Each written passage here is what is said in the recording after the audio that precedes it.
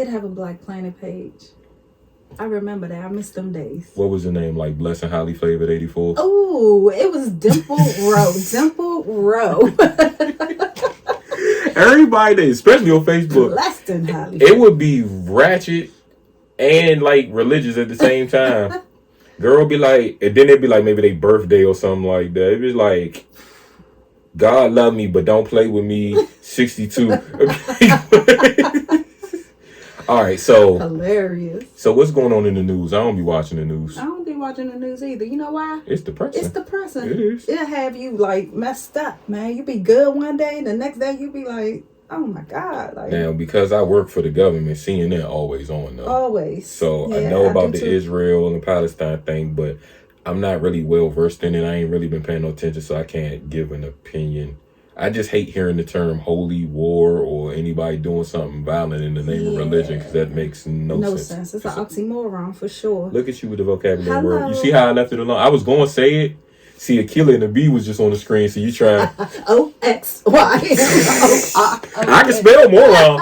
Oh, I can spell moron. And all these hoodlums out here in the street can spell the oxy part. Hello. So I can spell it because of oxy clean. You know, Saturday I was doing my chores, I was cleaning back. All right, so anyway. What else is going on? The killer of Tupac. Yeah. Well, one of the drivers or one of the people that was in the car. I don't want to talk so much about the killer or Tupac's part, but what got him caught? All this social media. Here's my thing. Is Tupac dead? Right, can you really go to jail for killing somebody that might not be there? Might be alive, because I'm seeing all this stuff. Is he in Cuba? And that Bama's in Cuba. So you know about, it's not officially his aunt, but Assata Shakur, you know who she is? So she's in Cuba, and our government wants her back bad. They got like $1 million bounty on that lady head. So what I understand about the Black Panthers is they basically just didn't fall in line with what America wanted of them. We're not just listening. So they just accused them of all these terrorist acts, things they ain't even do. That book, though, I don't know if you've ever read the autobiography of Assata Shakur, but it is the greatest book. Is it? I've ever read in my life. Okay, definitely putting it on my reading list. Outside of the Bible. But it's the greatest because the way it's written is chapter 1's her life story up until whatever point. Chapter 2 is the court case. Chapter 3 picks up wherever chapter 1 ended. Like, let's say she was 8 years old. So at 9 years old, I walked into the 3rd grade, blah, blah, blah happened. Then it go back to court. Every other chapter is her life versus court. So in court, it's like the chapter ends, and right when the judge banged the gavel, and then she go back to her life story. So you gotta read it in one sitting. You don't want to sit it down because you want to get to I'm gonna get that. So the autobiography of Assata Shakur is a great book. What's one of your favorite books? So here's the thing. That's a hard thing to ask, because my best friend is a doctor and an author. And I absolutely love her books. I have a lot of friends that are authors too. Yeah, so like I be all the way in it. Amy Watkins, y'all check her whole book collection. So there's a radio personality on Praise, here in DC, and her name's Denise Hill, and she writes books. So she has a book, and I was doing an interview or sitting down discussing something with her, and she was saying that Willie Jolly did the forward to her book, but like she said it like it was regular and kept talking. I'm like, hold up, pause, stop. I know who Willie Jolly is, you know what I'm saying? His mentor, Les Brown. Like, my mother took me to see every motivational speaker. She used to get the books. Nice. I love Les Brown. Had me meet them. They'd autograph the books to me. Like, that's my upbringing. So it's like I had to read because you autographed the book to me. I gotta read it. You know what I'm saying? My mother's extra. She's slick now. She's real slick now. So I was telling you about how she wouldn't let me skip. So let me explain that. So my mother's thing was, it wasn't that she didn't think I couldn't go to the next grade level or grade after that and not keep up academically. She said socially, that's an awkward thing to do. So what do you do when you graduate college at 14 years old? You're not even old enough to get a work permit. That's facts. You got to be an entrepreneur. And also you got influences from your classmates. Like, they get out of school, they might want to go to happy hour or they're having sex or smoking. I'm not old enough to do none of this. Right. So think about all the brilliant people we know in our country's history or just in the world's history. Einstein was weird. Stephen Hawking was weird. What's my man that was good with the chess? Bobby Fischer was weird. All of them. Because you don't get a chance to play. That's fact. Like you spoke. So is it that they just are so focused on what they're trying to do? You're hyper focused on studying. Yeah. So that's why I like the movie Good Will Hunting, because even though he was a genius, he still hung out with the guys. They did whatever they did. You know, so somebody called me that when I was in high school. That's what made me watch the movie. I did not understand the compliment that it was. So I was a badass. I went to a vocational school after the regular high school kicked me out, and I didn't fit in. Like the academic level, the classes they were teaching, I already had. So when he told me that, and I went and seen it, I was just like, yo, this how people view me. And like I got my act together like I don't think any lecture could have done what that did. No mentor, no motivational speak, no parent, nobody. Yeah, that's how it works though. Life lessons are the best ones. And it's funny because you could be told a life lesson by somebody that's not even relevant. The good person in your life. So like the way I am, it could be a drug dealer that I admired my whole life. I seen him with the money, the cars, the women, and he could find out that I'm doing charity work and be like, yo, they told me about what you're doing in the hood. Like, keep that up. Like, and it mean more to me hearing it from him than the teacher. Like, I don't know why we like that as people, but definitely understand that. So I feel like I'm about to interview. I don't want to interview nobody. You better not. I don't know nothing about you. Where you grow up at? Let's talk about you. Okay, let's be real. I grew up right down the street from here. Oxon Hill, Forest Heights, Maryland. For those that don't know, that's southeast. That's southeast. Forest Heights. Southeast. No, that is very much southeast. Eastover on the line. You know that's where. So my wife was living there when I met her, right? And I'm just like, that is more DC than DC can be. Y'all better know it. Like, because where do you go to the grocery store at? DC. In Eastover, right? Like, you cross the street to go to the Burger King, the Popeyes, the DTLR, the bank, like the beauty supply. So do you remember what that beauty supply store used to be? It was like a department store. And I can't remember the name. My mother went to it. I want to call that joint. It was like what was the store? Woodworth and Lothrop or something. Like, it was one of them old school. One of them joints. Something like that. So I have a horror story. Oh Lord. From that store. It was going out of business. Everything 50-80% off, right?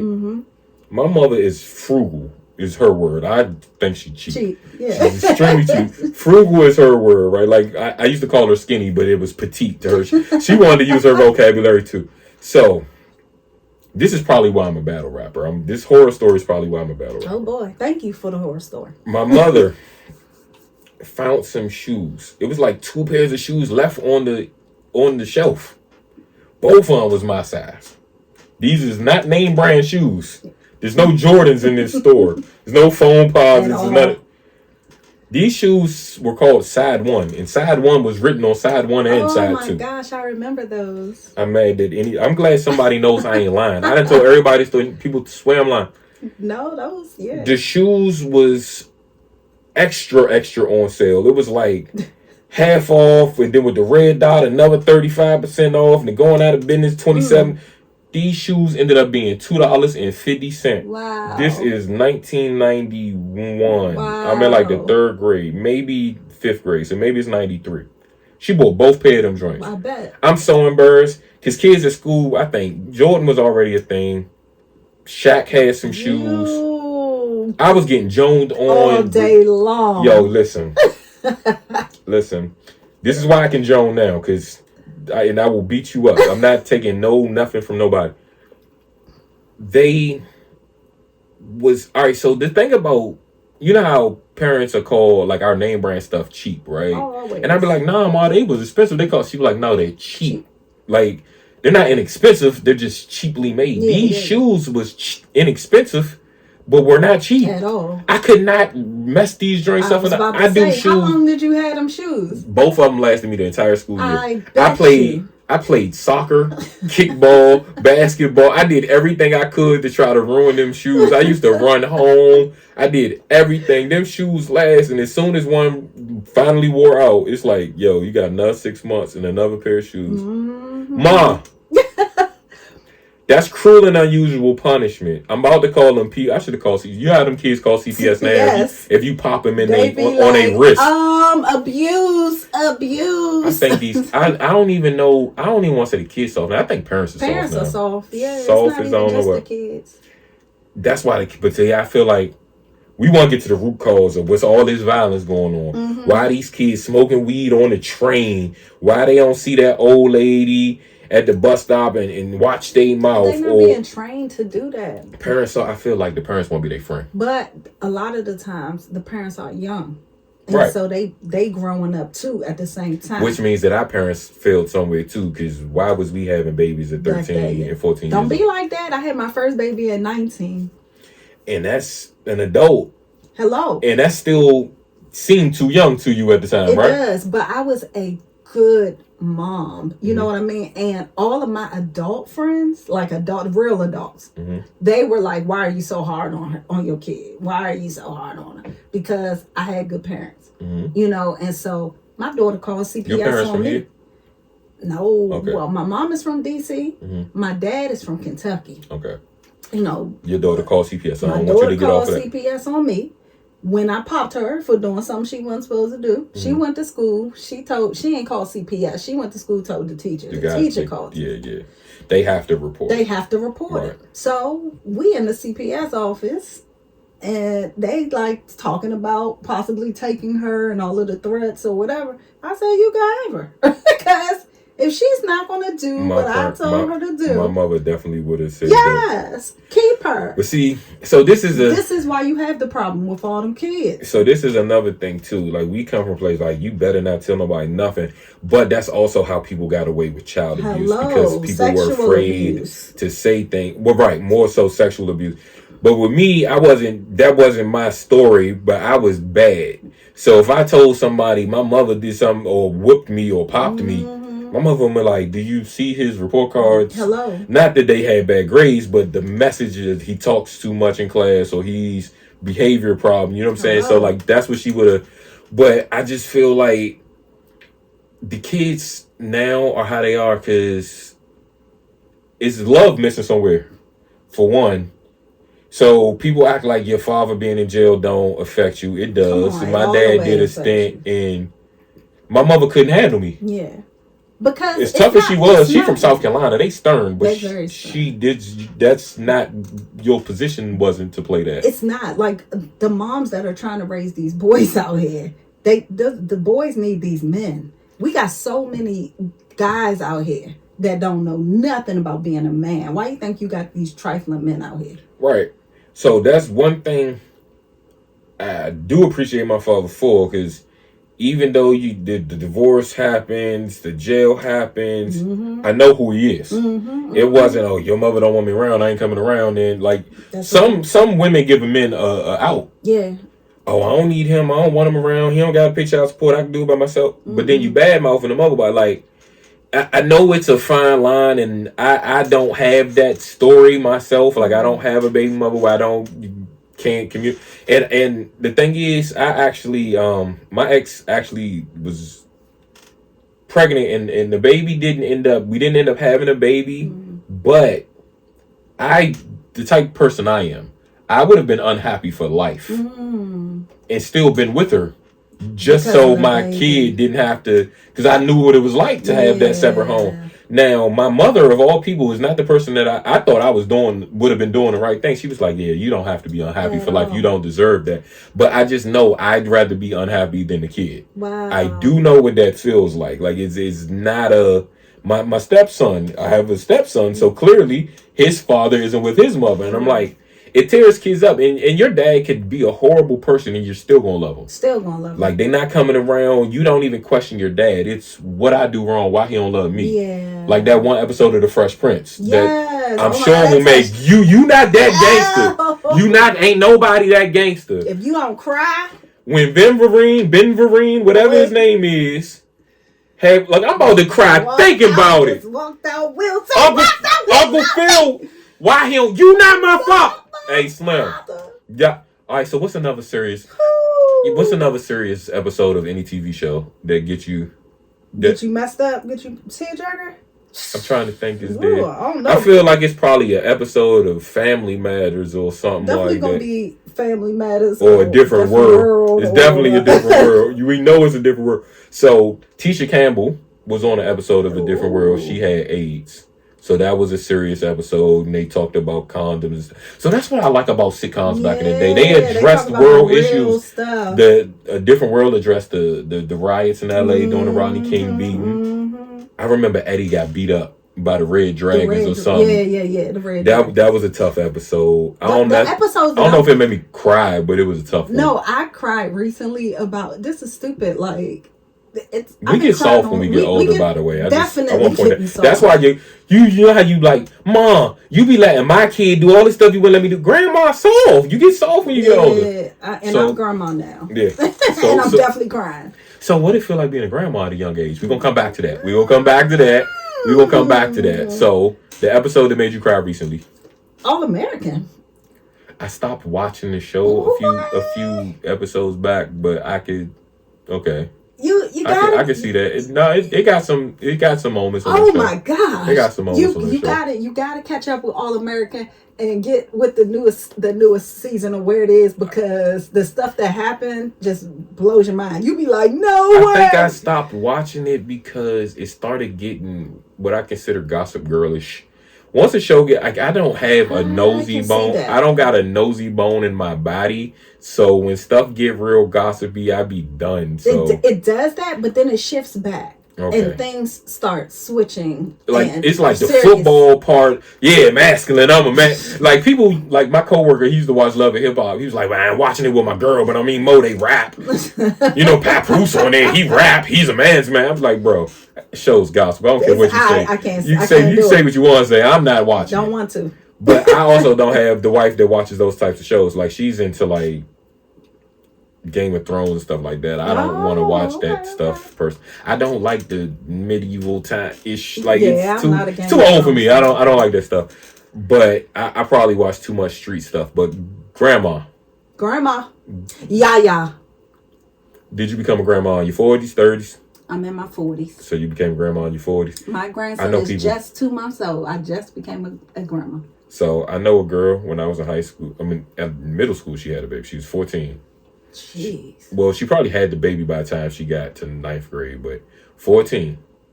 Her son also had a baby at 14. Wow. She was a grandma, 28, 29 years old. Wow. It's a different... You still want to go to the club. That's crazy. You still want... So that'd be the thing, too. Like... That's probably why some of these parents can't talk to their kids, because you ain't but 15, 16 years older than them, and you still trying to live the life that they living. Like, y'all at the club together. Y'all to book the table. Like, I'm 21 and I'm rapping, and my mother, she trying to be at the joint. She trying to hear Miss Kim and Scooby at the grown-up listen joint. You know what I'm saying? Yeah, man. We did this. Me and my daughter did this TikTok where it was like, see if your kid can understand your music from your time. Man, when you look at the TikToks, all the kids are like, I don't know what this is. You see my TikTok with my daughter, she's singing every song. She rapping Biggie, Pop, just That's funny. So because we grew up together. So like we sit here telling, I don't understand what them kids are saying with the Migos rapping about. Like we didn't listen to Bone Thugs and Harmony. Right. Like my mother could understand that. So that's funny. So like, my wife likes a lot of 70s, 80s music, so the kid might be up there playing like Teddy Pendergrass, like randomly, and you be like, what you know about that? The same way my father, but I'm like, we heard it around the parent, clearly. Like, I used to do roofing with my dad, so when you on somebody's roof, you can't just be playing the urban radio. You ain't playing PGC. You probably playing 92.3 or not even then. I'm sorry, 96.3 or 102.3. Yeah. So I'm just like, I'm listening to you listen to Curtis Mayfield and Bobby Womack. Where you think I got it from, fool? Like, but the heck was I about to say? So we was the grandparents. See, so when you get my age, your mind starts slipping, right? Boy. So I don't even remember what I was about to say. And I'm the grandma. I think it was somewhere about I was definitely about to say something about the music. So with music, back in the day, the only time my mother is extremely religious. And like they voted my mother most likely to be chaplain when she was in high school. Wow. Like her senior year of high school. Like my mother been who she been. Around, bless you, my mother been who she been. And I don't even think she was that person. I think she just wasn't for the games and she ain't smoke and drink and do everything everybody was there. Maybe why I don't either. I don't know. But she just, they knew she wasn't rocking. Like she just was who she was. So she appreciated Tupac's Dear Mama though. So that song was such a hit, I knew it was on the radio. It was a good chance it was on at the time. So if we was in the car, my mother normally listening to Les Brown or some motivational tape. Yeah. So I'm like, if I changed the station to PGC or KYS and Pac was on with Dear Mama, she would let me listen to the song. Nice. 9 times out of 10 that joint was on because it was a hit single. Song, yeah. So that's the only time my mother ever let me listen to rap and like condoned it. So I was not allowed to listen to rap coming up. Other than that, I wasn't either though. Like, don't get it confused. Yeah, I was like, don't get it twisted. I won't get it twisted. But the only thing that my dad let me listen to was Kirk Franklin. And that was almost rap, right? That was almost rap. You had who was that? MC Light on the on the Stomp remix. Yeah, that's funny. Like, that was my mother probably didn't even like that song. Me and my mother don't even like the same type of gospel music though. It's funny the style she like. You would think I like. She like more up tempo gospel. I want to hear the contemporary. Listen to me, mama. Listen to me. I want to hear the slower. I want to hear Order My Steps and Total Prayer. I need a song that's gonna almost make me cry. I have this thing. I don't know what's wrong with my tear ducts, but crying just don't be. But them songs, them the one like they make you feel. That make me want to sing. Yeah. Unlike yourself, I can't sing. You know. I can't hold a note in my hand. But you got bars. I do have bars. He has bars. So I won a gospel rap award in like 2007. I was like 25, and my mother did not want to hear that song because it was still the boom bap of it was rap. But I wrote the verses down in stanzas like it was a poem and let her read it. The 16 bars is now 4 stanzas. Why you couldn't have just performed it this way? Wow. It's the fact that it was a beat behind it. Yeah, even though it was a sample of Order My Steps. Let me come back to Order My Steps. No, I was about to say, I need to come back to Order My Steps too. I'm going to tell you why. I'm going to tell you why. All right, well, you tell me and then I'm going to tell you. All right, so Order My Steps. They have a version with Bone Thugs and Harmony on it.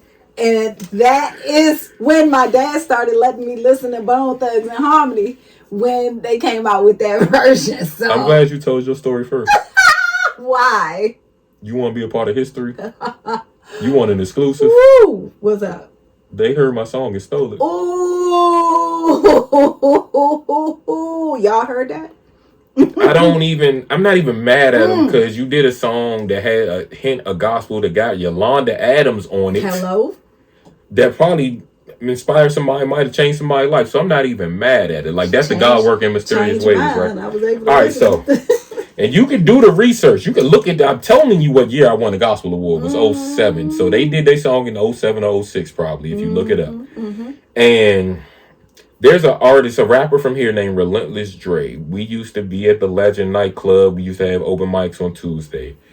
Relentless Dre might have had me in his top 8 on MySpace. Okay. But he also knew Crazy Bone somehow. Maybe you paid him for features or something, but Crazy Bone was in his top 8 on MySpace. Okay.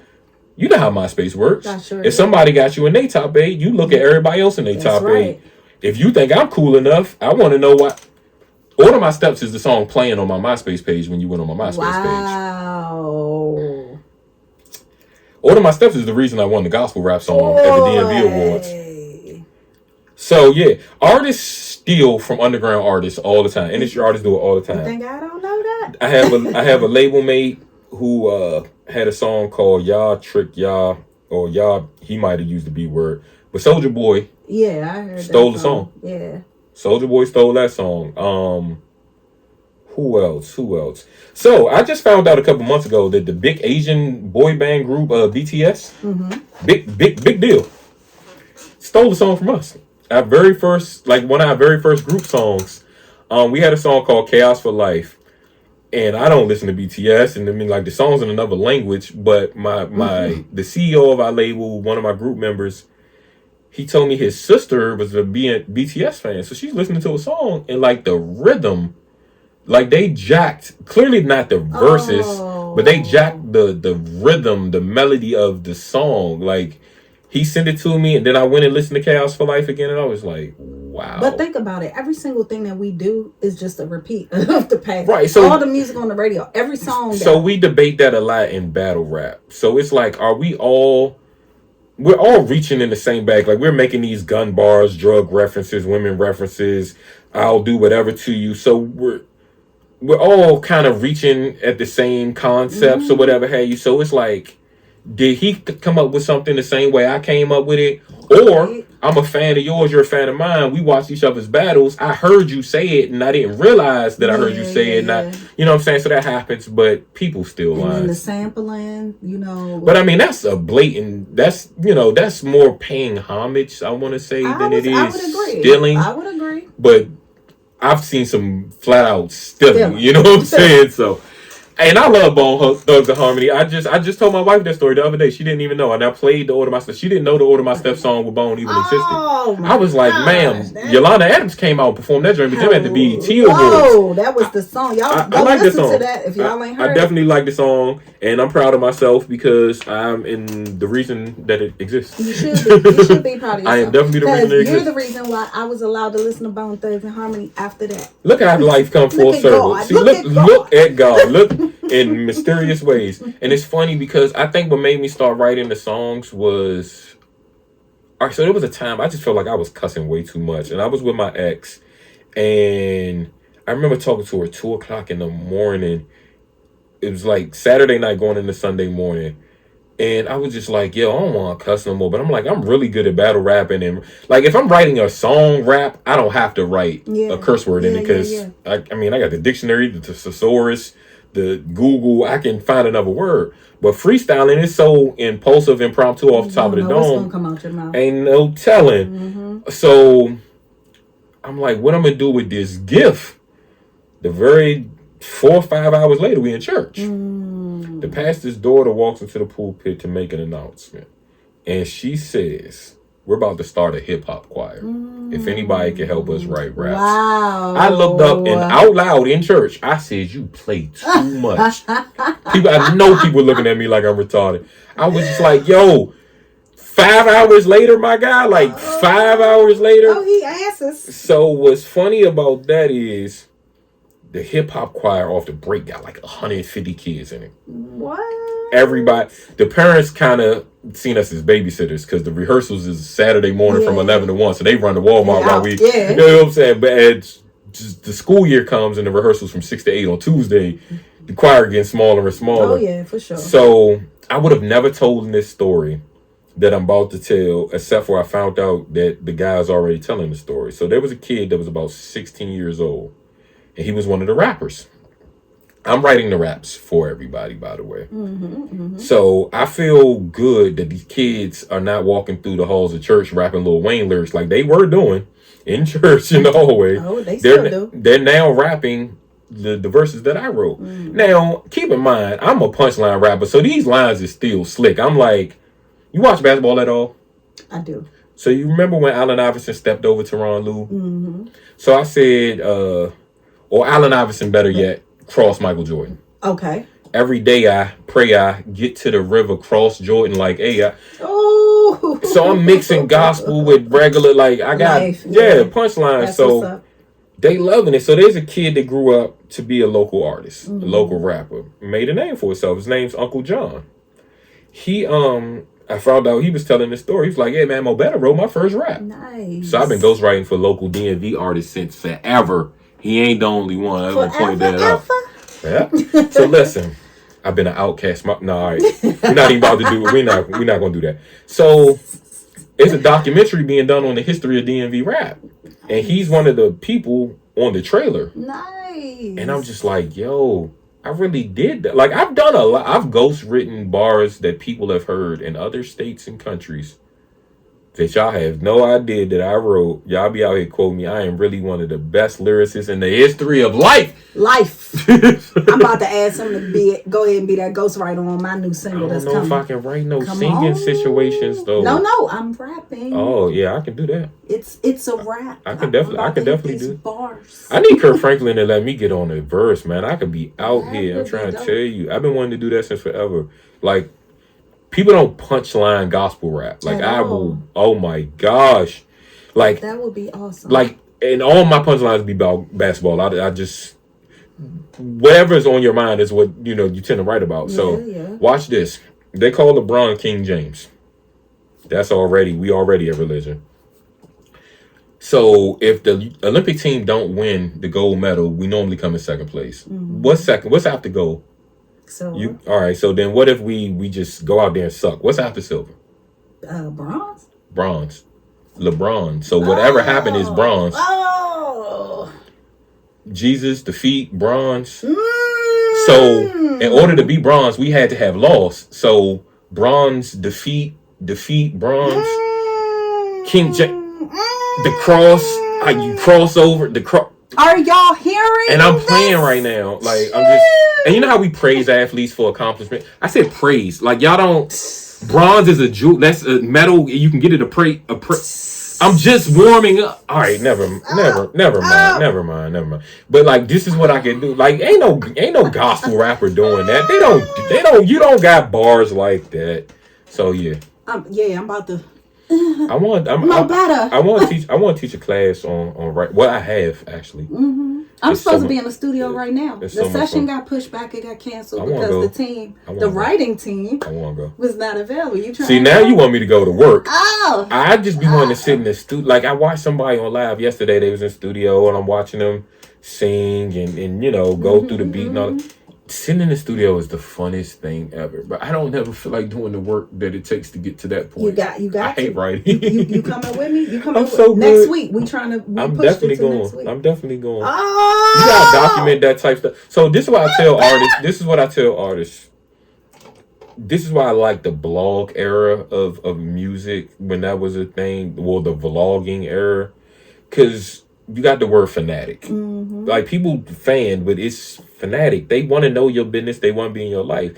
If you an industry artist and you don't tell them your life, they're gonna find it on the shade room somewhere. So you got to tell them. So I remember Wale was working on an album and they kept putting out these clips of these studio things. Them joints, like, it built the anticipation for the album. Mm-hmm. So he has a song called DC or Nothing, and they were showing him, and he's saying sometimes, like, he might have to step out the room while it's being played because you being real on that song. Absolutely. And he was asking Rick Ross, and Rick Ross was like, yeah, I got songs like that. And he was playing it for the boss, and it was just like, I'm like, I need to write one of them. I'm always playing and punchlining. Like, I always said this about Ludacris. I don't think people realize how good he is because he was always playing.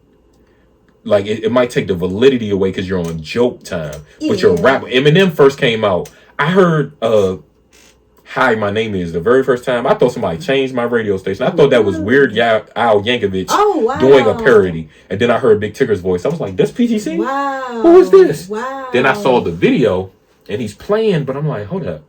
He rhyming really, really well. Absolutely. So it could take the validity away a little bit. You know who I think has a play on words that's a rapper that kills it to me? Lil Wayne. Yeah. Lil Wayne. The stuff he say, if you listen to that stuff, you be like, what? So this is what I've always said about Lil. All right, so Lil Wayne was smart enough at some point to realize people liked it when it sounded like he was freestyling. So he just started freestyling. Because the thing about freestyling is you don't overthink it. You just say whatever. You might say something dumb, and then right behind it be the greatest line of all time that you wouldn't have thought of if you were sitting there concentrating. You're trying to write it. Your mind free. So what I've always said about Lil Wayne, I compare him like to basketball. I said if Jordan's Jay-Z, then Lil Wayne is Kobe. Nice. Like, it was patterned after, and to some people, the second person may be the GOAT to them. Like to some people, Kobe is better than Jordan. That's right. Lil Wayne is better than Jay-Z. But to me, it's not worth a debate. It just shows how great they both are. You know what I'm saying? Like, what I say about Kobe's greatness is, in order, everybody tried to be like Mike. He was able it's to a whole do song it. about it. I can't sing. Like Mike. See, I could have rhymed that joint, but like Mike, that rhyme, but nah. But Kobe was able to succeed at doing it. That's how good he was. I was trying to be like him. Everybody else was trying to be like him. They couldn't accomplish it. That's how great Kobe is. I don't like bringing LeBron into that conversation, but what I feel like LeBron would be Drake then. He came around and broke all the records, but sometimes there's asterisks by records. Like LeBron started earlier. Yeah. You came out of high school, you had a 3-year jump on Michael Jordan. You know what I'm saying? But to that argument, Kobe came out of high school, but he didn't get to start. He was on the bench for the first couple of years, whereas LeBron got to play. So you know what I'm saying? There's asterisks, but what I'm saying is, whether you say this person's your GOAT or not, saying LeBron, Kobe, or Mike is the best is not disrespectful to anyone. They're all there. That just goes to show how much talent there is out here. You know what I'm saying? So if people can make a valid argument for them all, but sometimes people become hypocrites where they'll say, oh, well, LeBron had the most points ever, so he's the best. Well, before LeBron had the most points ever, Kareem Abdul-Jabbar had it. No one was saying he was the best. At all. You know what I'm saying? Karl Malone was second behind Kareem. They weren't saying he was the best. He's one of the better players, but see what I'm saying? So I'm just like, it's all an opinion. Everything we do is an opinion. But we're all contradictory. So, and sometimes you contradict yourself as you get older and you learn more, you get smarter. So your opinion can change. It absolutely does. Oh man, so we was in Southeast. Let's get back to Southeast. We was in South. You know what? All right. So with Maryland in that line. So this area has this real big thing about where you're from. Oh my gosh! We're so territorial for something that we don't own. I love this conversation. I am from New Carrollton, Maryland, and I have absolutely no problem with being in PG. Before I was in New Carrollton, I was in Capitol Heights. So about the age of 5 or 6. The reason I say I'm from New Carrollton is because that's where I was when I became who I became. From 6 to 16, I was in New Carrollton. Okay, New Carrollton, shout out. After that, I'm in Temple Hills, at Northeast, Southeast, all over the place. But I also say it because I know it sounds soft. I know it do. But what people don't get is when you're in that environment and someplace sounds soft, people try you. They do. Sometimes you don't get tried when you live in Berry Farms, for example, because they're already afraid of the reputation. But they're afraid of what your uncle did, your father did. They're afraid of the neighborhood. The name. They never tried you. You don't know how to fight because you ain't never had to. At all, because you lived in Berry Farms. Now, that don't mean everybody in Berry Farms can't fight on their own. I'm just proving a point. Don't come after us. The biggest killer that I ever known, I'm talking thug blow your head off in broad daylight, was from Cheverly, Maryland. Cheverly. So I was gonna say Deanwood. Just don't. Yeah, Deanwood is bad. So don't judge a book by its cover. I used to live on Division Avenue, by the way. So it's like that's basically don't judge a book by its cover. But what I've realized is a lot of people have never left home at all. I know people in Congress Heights that's never even left that corridor. They've gone to Anacostia Station, they've gone to Southern Avenue. And that's it. Them 3 stations, that's it. Yeah, because when I left Forest Heights, I moved to Southern Avenue. That was a whole different ordeal. So my thing is, if you've been out of town, so like I got my mother's family from South Carolina. Them folks know I'm from New Carrollton, Maryland, but when they introduce me to somebody else down there, I am the cousin from DC because you don't feel like explaining where that part of Maryland is. So because people will go to the capitals. Well, how far is it from Annapolis? Or they'll go to a popular city they know. How far is it from Baltimore? When the culture of Baltimore and Prince George's County is not totally the same. Different. When you live in Capitol Heights, you live on Southern Avenue. I live in Temple Hills. I live in Capitol Heights. I am 2 blocks away from Southeast or Northeast. Yeah. You know what I'm saying? So I am more that than I am someplace 30 minutes down the road. I think that's why they came up with the name DMV, because people getting tired of that. Everywhere I go, they say, where you from? I say Forest Heights. They say, oh, this is my cousin from DC. Well, you literally was. I was. But I mean, it's literally across the street. But just like, I know 3 hours away in Virginia wouldn't be this same culture here, but right across the bridge in Alexandria, Arlington, somewhere. Where you think they was rapping at when they was going to the show? Cases they was coming here, like, you know what I'm saying. So it's just, I think it's the dumbest argument ever. So of course when I'm here, I specify what part, you know what I'm saying, what region, because we know. But yeah, going out of town, like, yeah. So when you got a major artist doing an interview and they say they're from DC, well, that's why. Because people from Los Angeles don't know what Prince George's County is. Yeah, they don't know what that is. Silver Spring, Maryland. And I once had to correct somebody because they said somebody was from somewhere because of where they went to high school at. I got put out of my high school that was in Riverdale. I went to high school in Bowie. I'm not from Bowie. Not from Bowie. That same person was in jail during that high school time. You ain't from jail, so that's why I say I'm from the Caribbean. It's where you became who you became. Exactly. You know what I'm saying? Exactly. So I was in school there, so that's where I would say I was from. So that's my take on that. But let's see how DMV you are. Oh boy, let's go. Do you like go-go? I do. I actually just put out a gospel go-go song because of my love for go-go. Have you ever attended a go-go? I have not, because every time... See, then you ain't that go-go. You ain't that DMV. You ain't that DMV. Hold on. Can I tell my story? Can I tell my story? Please tell your story. Every time I wanted to go to a go-go, and I just got invited to Essence, and I think I'm going to go to that. But every time I said, I'm trying to go, I want to go, everybody like, nah, Ronnie, you can't go to no go-go. It's rough up in there. You don't go to stuff like that. I never got That's what I love about our people. Our people could be bad. They could be drug dealing, thugs, killers, all that, and will still try to protect you if they feel like you got something good going on with you. Yeah. That's just a testament to how good of a person you had to be at that stage in your life. Thank you. Because I had people, things was going to happen, like we ready to ride out. Something happened and we got to avenge this person's whatever. My friends one time told me, they's like, Mo, I'm ready to go. Like what they did, what the who, yeah, they's like, Mo, where you want us to drop you off at? You going to your grandmother's house or your father's house?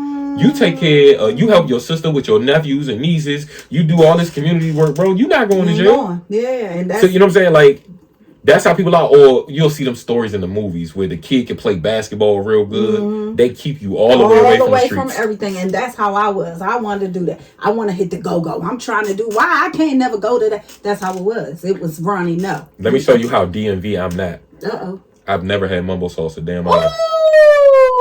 We about to cut this show right. We about to go viral.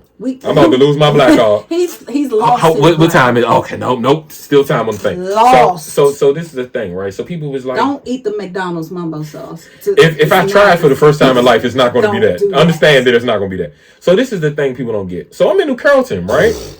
This ain't Northeast, this ain't Southeast, it's not Eddie Leonard's and Johnny Boys at the corner. That's true. I'm not going to the carryout. First of all, I don't even like wings. I like my food boned out. Like I want the food. This guy right here doesn't eat anything. He don't like crabs. I don't like nothing. I don't eat seafood. I don't eat foreign food. I don't eat foreign food. He don't eat I don't want your Thai food. I don't want your Chinese food. I don't want none of that. So I wasn't going to the carryout.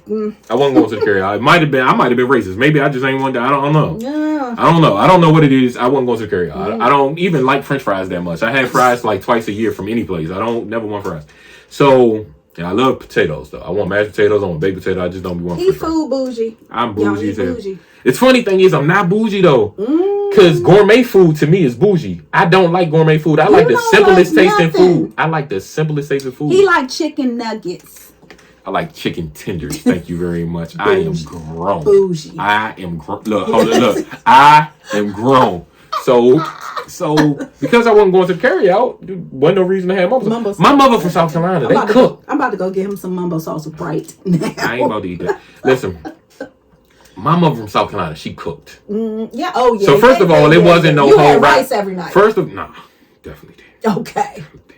Enough, but mashed potatoes, we switched it up. So, because she cooked, you know what I'm saying? Like, my mother know what I like. I love soul food, so I've been eating the same meal twice a week. Like, I want collard greens, I want macaroni, I want pork chops, I want ribs. I eat. Trust me, bro, I eat. I know I'm picky, but what I like, and I have often.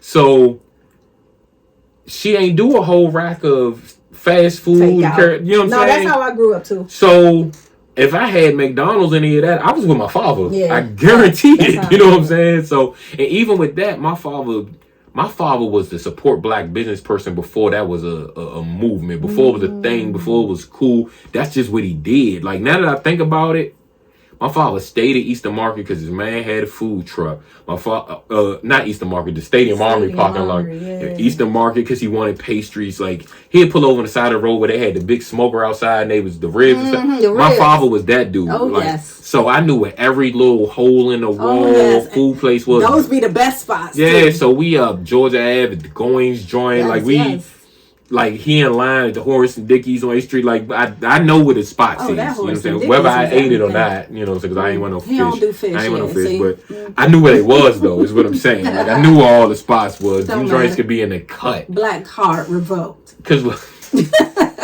trust me, I got some nigga moments I can share with you. My black card will come right back. All right, so what's the first DMV, DC, this region area artist song you ever heard? That you may have learned later in life they was from here, because when you're younger you might not know that they from here. Genuine. So you know what song? He's probably definitely the first artist. He's the first artist. I'm not sure he's the first artist I heard. He might not be the first artist you heard. I have to do some research on date. Because Nonchalant, 5 o'clock in the morning. I don't know what song you heard about Genuine. I don't know who came first. I don't know if it was the cart or the horse. But then you got songs. They was calling him by his name, so Elgin. So I just seen yesterday that man name. Man, he be coming around the McDonald's on Livingston Road. They be like, Elgin, hey Elgin. So let me tell you, so my mother said, like, we just established that I might have this gift of prophecy, right? So I heard the battle rapper Murder Mook talk about this before. It's like, I'll mention something, and then like I might look on social media and then that thing is right there. I could mention a song by Mary J. Blige from '98 and that joint gonna be on in the car when you get there. Like, same with me. I don't know what that is, but I tell you I'm in tuned and tapped in. So I just randomly watched a documentary on YouTube about the basketball player Elgin Baylor. That's who Genuine was named after. Really? And I was just like, how did you find that out? Come on, because the phone be listening. That's how. Because the phone be listening. So I watched the documentary and I'm telling my wife about Elgin Baylor. So I said Elgin out loud. And the only reason I told her, because she don't care nothing about sports, the only reason I told her is because she loved the Temptation movie. Oh, okay. And remember, they was trying to come up with the name for the group. Yes. And the dude Blue said the Elgins. And they was like the wristwatch. Yeah. So Elgin Baylor was named after the watch. Okay. It was his dad's favorite watch. She know it because of the Temptation movie. The phone I heard me say Elgin so many times. I looked on Facebook one day and it was a story about Genuine getting his name. Wow. And I was like, wow, they be listening. So I don't know if that was being tapped in prophecy or just the phone being nosy. Listening. But that's funny that you just mentioned. See how that all comes around? It all comes around. But I used to work at that McDonald's, and he used to come around there flossing. Like that's hilarious. And everybody be like, "Oh, that's just Elgin." But it's people that I might not have realized was from here though, like not Section 8 Mob, but Question Mark Asylum. The Hey Look Away. Like, I don't know when the song came out, but I clearly heard that song. But I didn't know that was a group from here. From here, yeah, I didn't either. So that's what I'm saying. Like Tony Braxton.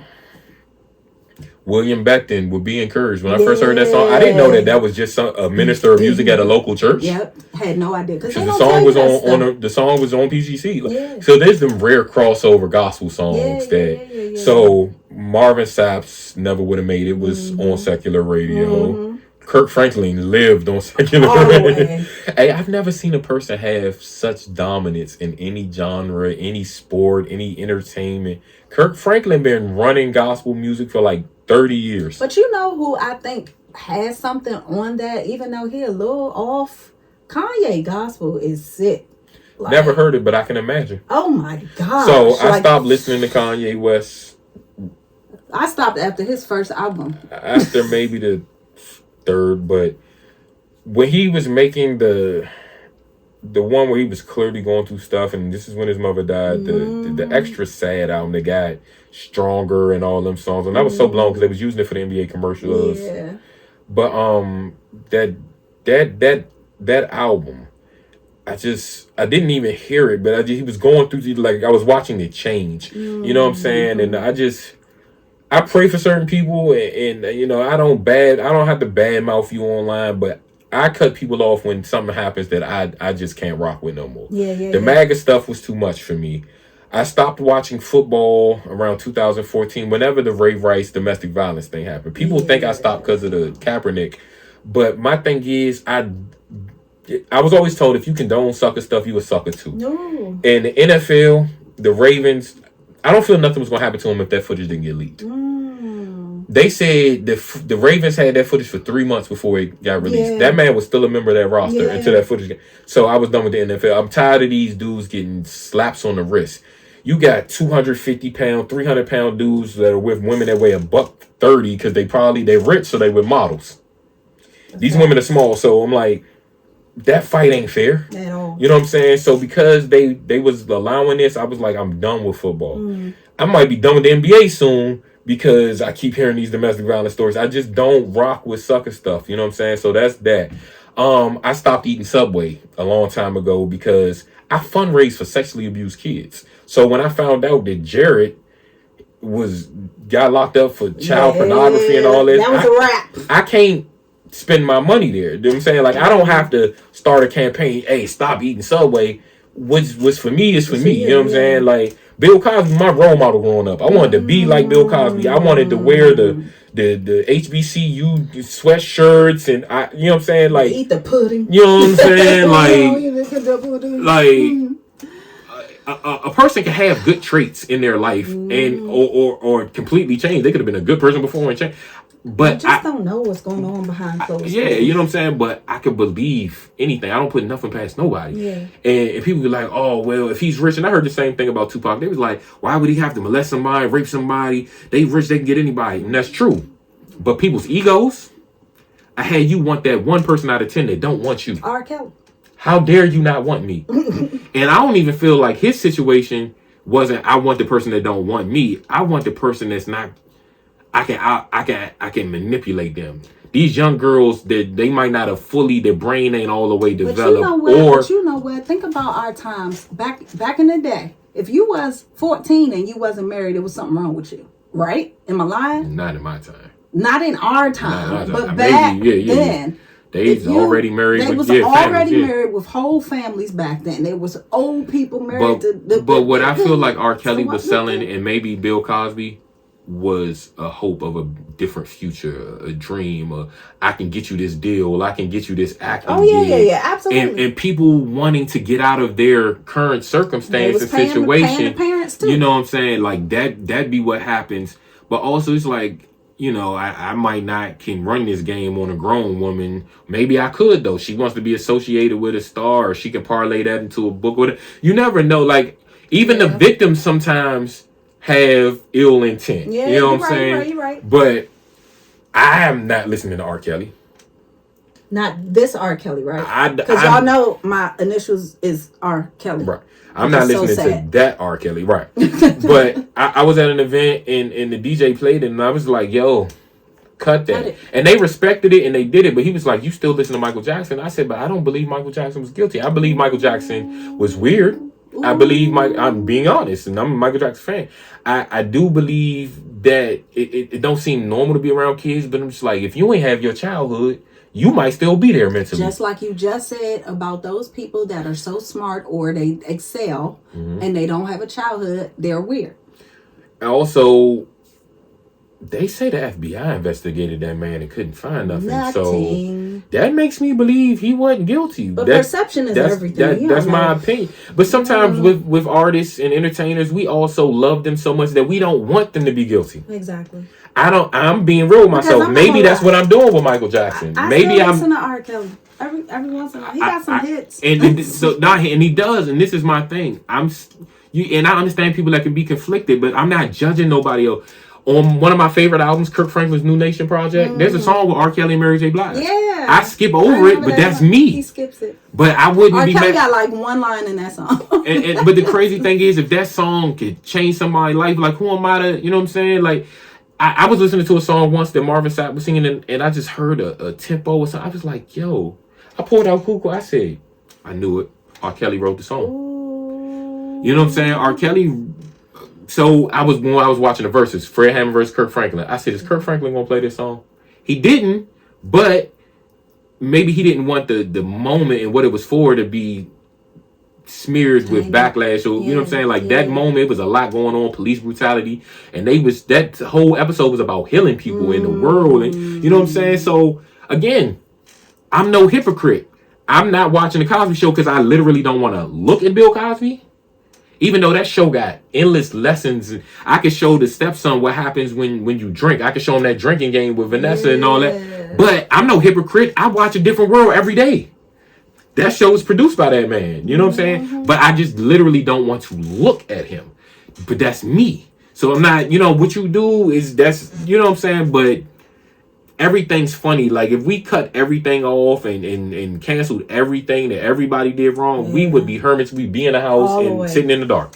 Because I might find out the person that invented the light bulb had a girlfriend that was underage. Like you just never know. You know what I'm saying? So, and at the end of the day, we're not celebrities. We don't have a microscope all up in our business. Right. You know what I'm saying? Right. Like it's things I did that I wish I had never done. I've sold drugs. You know what I'm saying? So that's that. That's that. It was great talking to you. I'm about to get serious. I don't want to talk no more. This ain't getting fun. I'm getting a headache. I'm getting too worked up. Life. Life. 56 minutes, yeah.